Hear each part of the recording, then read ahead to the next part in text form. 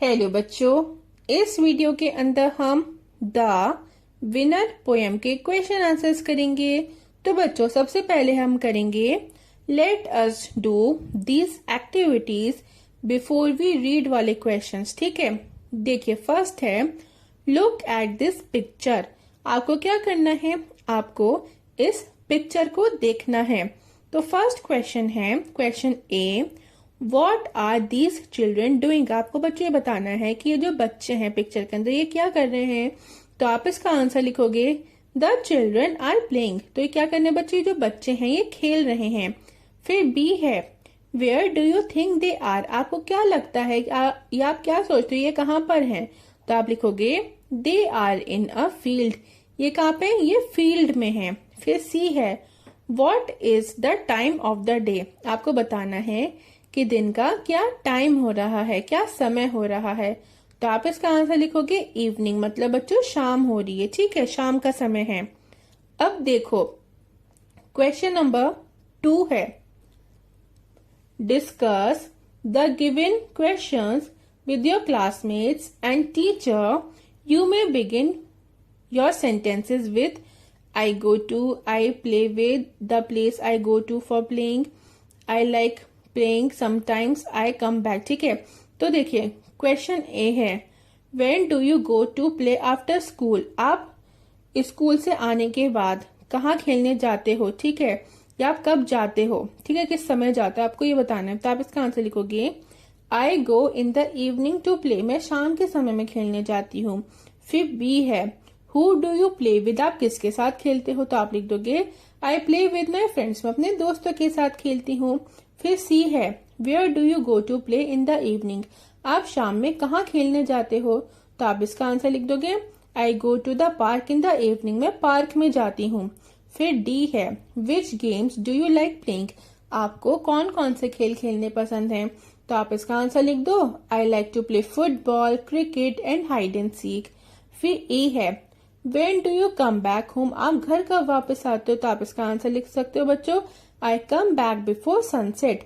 मैं सूरज डूबने से पहले घर पे आ जाती हूँ। बच्चों सनसेट हम कहते हैं सूरज डूबने को। ओके, अब है लेट अस डिस्कस वाले क्वेश्चंस। क्वेश्चन नंबर 1 है, तो देखो बच्चों आपको क्या करना है। इसके अंदर आपको पोयम में से कुछ लाइंस दी गई हैं और साथ में क्लूज भी दिए गए हैं। आपको क्या करना है कि जो पोयम की लाइंस है ना बच्चों, आपको इनका मीनिंग बताना है।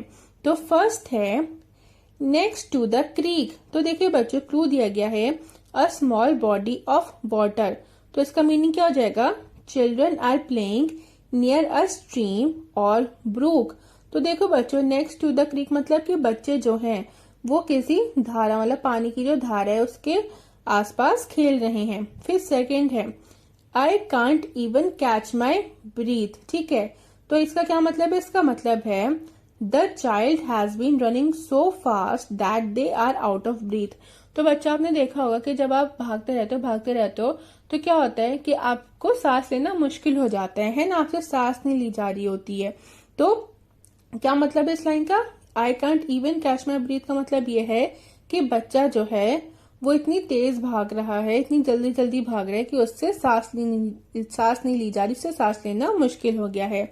फिर है when blue dark turns to black. ठीक है, तो बच्चों इसका क्या मतलब है। इसका मतलब है it indicates that it is getting dark and night is approaching. तो बच्चों ये लाइन हमें क्या बता रही है। इस लाइन का मतलब ये है, ये इंडिकेट कर रहा है कि रात जो है मतलब आसमान जो है वो काला हो गया है, अंधेरा हो गया है और रात जो है वो आने वाली है, रात की तरफ बढ़ रहा है दिन। अब फिर है ट्रीज क्रीप क्लोज। इसका क्या मतलब है। देखो the trees seem to be close due to the darkness and the shadowy effect. तो देखो बच्चों जब शाम हो जाती है, जब रात हो जाती है तो क्या लगता है कि जो पेड़ हैं उनकी जो बच्चों परछाई होती है, ठीक है, अंधेरे की वजह से, और पेड़ों की जो परछाई होती है वो क्या होती है, वो आपस में मिलने लगती है। ठीक है, तो जब वो मिलने लग रही है तो ऐसा लग रहा है कि पेड़ भी मिल रहे हैं ना। तो यहाँ पे ये जो लाइन है ट्रीज क्रीप क्लोज, इसका मतलब ये हो गया कि शाम के समय में अंधेरा होने लग जाता है और पेड़ों की जो परछाइयां हैं वो क्या हो रही है, वो मिल रही हैं आपस में। ठीक है, फिर है क्वेश्चन नंबर 2। तो बच्चों ये जो क्वेश्चन नंबर 2 है ना, इसके अंदर क्या करना है, आपको पोयम पढ़ के ये जो ब्लैंक्स है इनको आपको फिल करना है, ठीक है। तो देखो ये हो जाएगा आपका, the children play ball in the evening in the neighbours field. बच्चे जो हैं वो बॉल से खेल रहे हैं, किस समय में, शाम के समय में। कहाँ पर, जो पड़ोसी है उसकी फील्ड में, ठीक है। They run so fast that they run out of breath, मतलब वो इतना तेज भाग रहे हैं कि उनसे सांस भी नहीं ली जा रही, उन्हें सांस लेने में दिक्कत हो रही है। They continue to play till the evening when the blue sky turns black and the trees are not clearly visible. तो बच्चे जो हैं वो कब तक खेलते रहते हैं, वो तब तक खेलते रहते हैं जब तक कि नीला आकाश, नीला आसमान जो है वो काला नहीं हो जाता और जो पेड़ हैं वो नहीं दिखने लग जाते, ठीक है, वो नहीं दिखते हैं, तब तक वो खेलते हैं। They can feel their feet ache now that it is cold. देखिए बच्चों, अब बच्चे जब वो इतना भाग रहे हैं कि उनके पैरों में भी दर्द हो रहा है, ठीक है, उनसे सांस भी नहीं ली जा रही। और जब वो शाम का समय हो रहा है, रात आ रही है, तो क्या है, रात के आने पे जो टेम्परेचर है वो क्या हो रहा है, वो नीचे गिर गया, ठीक है, ठंड होनी शुरू हो गई, तो उसकी वजह से बच्चों के पैरों में जो है वो दर्द हो गया है। Finally they stop playing and go home as it is night. फिर क्या होता है कि जब रात होने लग जाती तो बच्चे जो हैं वो अपना गेम खेलना क्या कर देते हैं, बंद कर देते हैं और अपने घर पे चले जाते हैं। नेक्स्ट है, let us think and reflect. Question first, read the given lines and answer the questions that follow. A. We run so fast I can't even catch my breath. ठीक है, तो फर्स्ट है, complete the sentence given below with the correct option। तो बच्चों यहाँ पे आपको क्या करना है, इस सेंटेंस को करेक्ट ऑप्शन को चूज करके कंप्लीट करना है। तो फर्स्ट है, the speaker needs to catch a breath because. तो आप क्या करोगे, यहाँ पे फिल करोगे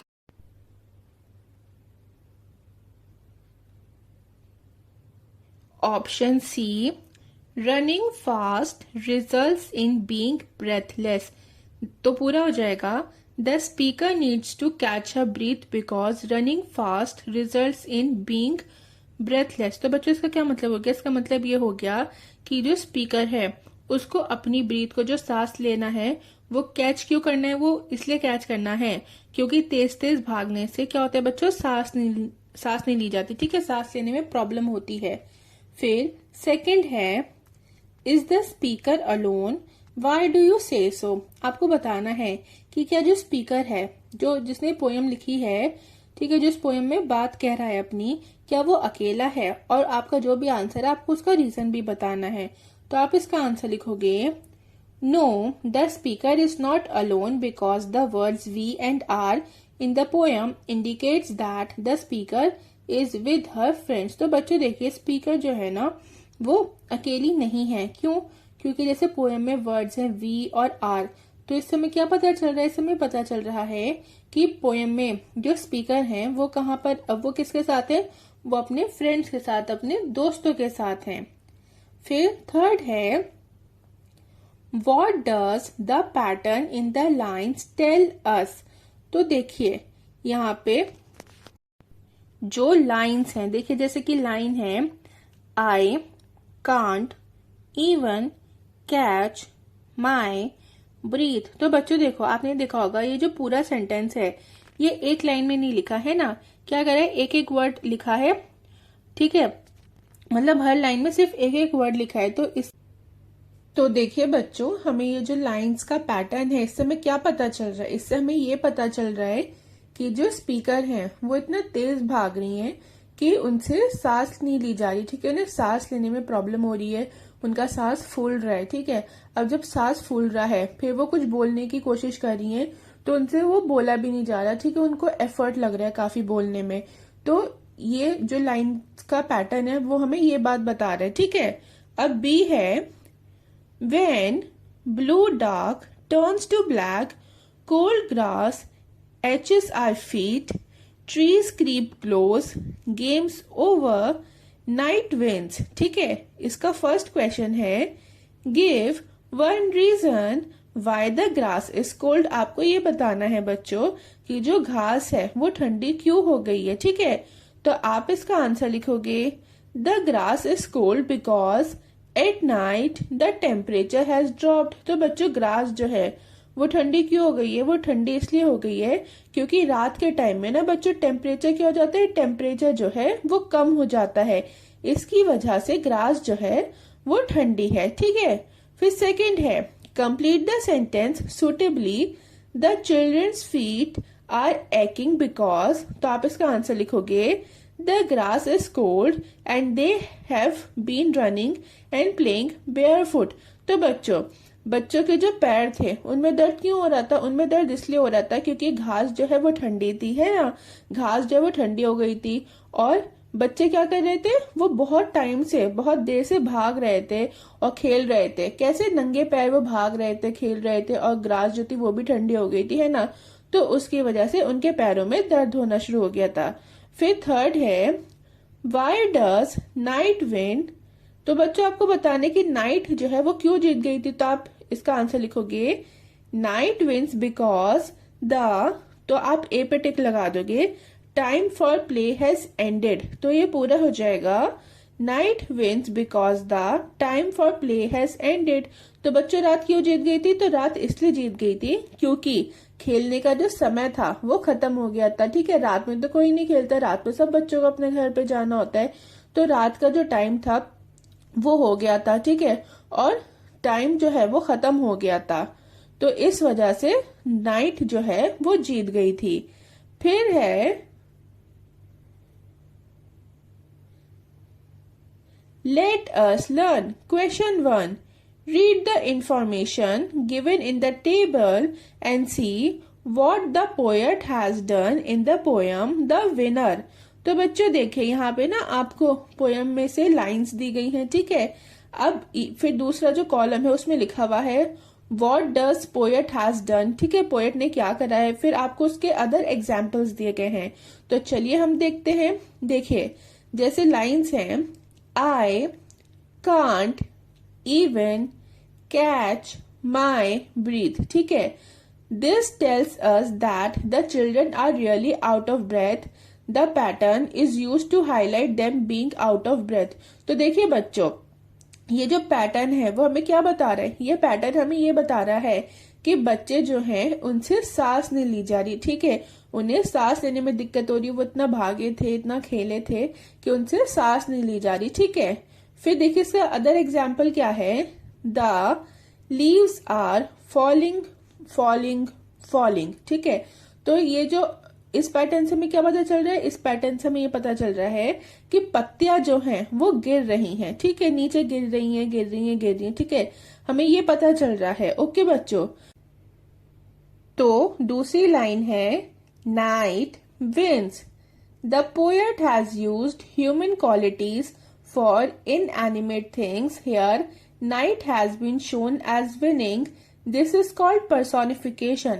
तो बच्चों देखिए पोएट ने क्या लिखा है, पोएट ने लिखा है नाइट विंस। इसका मतलब क्या है कि रात जो है वो जीत गई है। अब आप मुझे खुद बताओ कि क्या रात जीत सकती है असलियत में? नहीं बच्चों, रात नहीं जीत सकती, है ना। तो रात जो है, नाइट जो है वो कोई ह्यूमन थोड़ी है जो वो जीत जाएगी। तो देखिए जैसे वर्ड है विन, तो बच्चों विन जो है ना वो ह्यूमंस के लिए यूज होता है। ठीक है, जीतना शब्द जो है वो इंसानों के लिए यूज होता है। अब नाइट क्या है, वो एक इनह्यूमन चीज है। ठीक है, तो यहाँ पे क्या हो रहा है बच्चों, यहाँ पे पर्सोनिफिकेशन है। देखिए पर्सोनिफिकेशन होता क्या है, personification is a figure of speech that is used to attribute human characteristics to something that is not human. तो बच्चे पर्सोनिफिकेशन में क्या होता है, पर्सोनिफिकेशन में ना ह्यूमंस की जो कैरेक्टरिस्टिक्स हैं उनको किससे जोड़ते हैं, उनको उन चीजों से जोड़ते हैं जो कि ह्यूमन नहीं है। जैसे विन क्या है, विन एक ह्यूमन कैरेक्टरिस्टिक है, एक ह्यूमन की क्वालिटी है। और नाइट क्या है, वो इनह्यूमन है, वो ह्यूमन नहीं है ना। तो विन को क्या जोड़ दिया गया है, विन को नाइट से जोड़ दिया गया है। तो ये क्या है, ये एक पर्सोनिफिकेशन है। अब देखो इसका एग्जाम्पल क्या है, the sun played hide and seek with the clouds. तो देखिए सन क्या कर रहा है, सन जो है वो बादलों के साथ हाइड एंड सीक, लुका छुपी का खेल खेल रहा है। अब बच्चों क्या ये पॉसिबल है रियल में? नहीं ना। हाइड एंड सीक कौन खेल सकता है? हाइड एंड सीक हम ह्यूमन खेल सकते हैं, एनिमल्स भी खेल सकते हैं, है ना। लेकिन सन जो है वो हाइड एंड सीक नहीं खेल सकता। सन क्या है? सन इनह्यूमन है ना। तो यहाँ पे ये पर्सोनिफिकेशन है, मतलब कि हम मान रहे हैं, हमारी कल्पना है कि जो सन है वो क्लाउड्स के साथ हाइड एंड सीक खेल रहा है। अब देखिए, now try to write some examples of your own for both, use your imagination when creating these examples. तो बच्चों आपको क्या करना है, यहाँ पे आपको ना 2 एग्जाम्पल्स लिखनी है, ठीक है, खुद से। तो देखिए, जो फर्स्ट वाली लाइंस थी ना, जो फर्स्ट वाली लाइंस में पैटर्न था, उस पैटर्न का यूज करके हम लिखेंगे, पहले एग्जाम्पल हम लिखेंगे, the stars twinkled twinkled twinkled in the night sky. हमें क्या पता चल रहा है इससे? हमें पता चल रहा है कि रात में जो आसमान होता है उसमें सितारे जो हैं वो ट्विंकल ट्विंकल ट्विंकल करें, मतलब वो चमक रहे हैं चमक रहे हैं चमक रहे हैं। फिर बच्चों देखो, अब हम यहाँ पे एग्जाम्पल लिखेंगे पर्सोनिफिकेशन वाला। तो आप लिख दो, the wind whispered secrets through the trees. तो बच्चों अब आप ये बताइए कि विंड जो है, हवा जो है, क्या वो अपने सीक्रेट जो है वो ट्री के थ्रू विस्पर कर सकती है, मतलब ट्री के थ्रू वो बता सकती है? नहीं ना। तो ये क्या है? ये एक पर्सोनिफिकेशन ही है, ठीक है, हम मान रहे हैं। विंड क्या है? विंड जो है वो इनह्यूमन है। अब देखिए, विस्पर करने वाली मतलब कि कुछ बोलने वाली, कुछ कानों में बोलने वाली जो ये क्वालिटी है, ये किस में होती है? ये ह्यूमन में होती है ना। तो यहाँ पे क्या करा गया है? ह्यूमन की क्वालिटी को किससे? इनह्यूमन से जोड़ दिया गया है। फिर है सेकंड। अब देखिए, यहाँ पे आपको क्या करना है बच्चों, यहाँ पे आपको वाटर बॉडीज के डिफरेंट डिफरेंट नेम्स लिखने हैं, ठीक है। तो देखो, आप लिख दो रिवर, सी, ओशन, बे, पॉन्ड, लेक। ओके। अब देखिए, जो सेकंड है ना, ये है बच्चों सेकंड नहीं, ये है let us listen. Listen to the riddles and write which sport is being referred to in the table below. अब बच्चों यहाँ पे ना आपको 4 रिडल्स दी गई हैं। अब रिडल्स हम किन्हें कहते हैं? रिडल्स हम कहते हैं पहेलियों को, ठीक है। तो यहाँ पे ये जो पहेलियां है ना, हर पहेली के अंदर एक गेम का नाम, एक स्पोर्ट का नाम छुपा हुआ है। तो आपको पता लगाना है कि पहेली के अंदर कौन से स्पोर्ट का नाम है, ठीक है, किस स्पोर्ट की बात की जा रही है। तो बच्चों देखिए, जो फर्स्ट पहेली है उसमें फुटबॉल की बात हो रही है, सेकंड में कबड्डी की बात हो रही है, थर्ड में स्विमिंग की बात हो रही है, और फोर्थ में योगा की बात हो रही है, ठीक है। आप इसको लिख लीजिएगा। अब हम रिडल्स पढ़ते हैं, ठीक है। तो फर्स्ट रिडल है riddle 1, run and pass, kick a ball and white ball, kick it straight into the goal, watch for mud, don't fall, what sport I am. तो देखिए बच्चों, कौन सी बॉल होती है जो ब्लैक होती है, व्हाइट होती है, जिसको हम किक करते हैं, कहाँ पे? गोल के अंदर, ठीक है। और जहाँ पे क्या होता है कि भागना होता है फिर, और वो बॉल को पास कर देते हैं, भागते हैं, फिर बॉल को पास कर देते हैं। तो ये कौन सा स्पोर्ट है? कौन से स्पोर्ट में ये सब बातें होती हैं? तो देखिए बच्चों, फुटबॉल में, ठीक है। फिर है second riddle, hold your breath, say hututu till you touch 1 or 2. Take care to keep a distance wide as you run back to your team's side.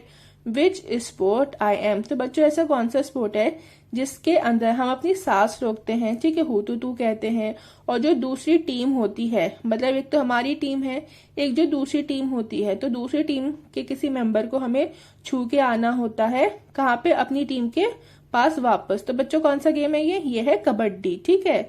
फिर थर्ड है in the water, hold your breath, the water is very cool, arms turn, legs kick in the blue pool, which sport I am. तो बच्चों देखिए, यहाँ पे swimming की बात हो रही है, ठीक है। जब हम तैरते हैं तब हम अपनी क्या करते हैं? हम अपनी सांस को रोक लेते हैं पानी के अंदर, ठीक है। और पानी कैसा है? वो ठंडा ठंडा होता है, और हम पैरों को क्या करते हैं? किक करते हैं, ठीक है। तो यहाँ पे क्या बात हो रही है? यहाँ पे स्विमिंग की बात हो रही है।